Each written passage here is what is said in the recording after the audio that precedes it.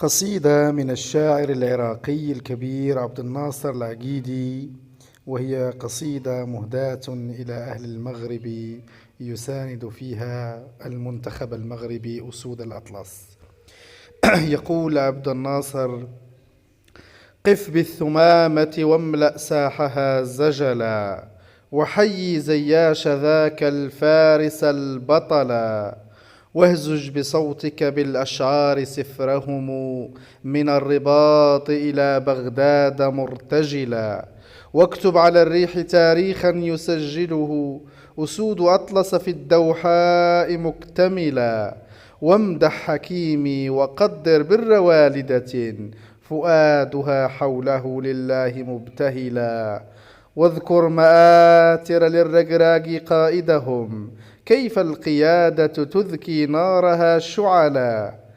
كذا المرابط بالإعزاز نذكره والفأل فيك أيا بفال محتفلا، وارفع لياسين بونو ألف قبعة ستاره لعرين الأسد منسدلا، شدوا 3 على الأقران فاكتسبوا 7 نقاط تباهي من سما وعلا،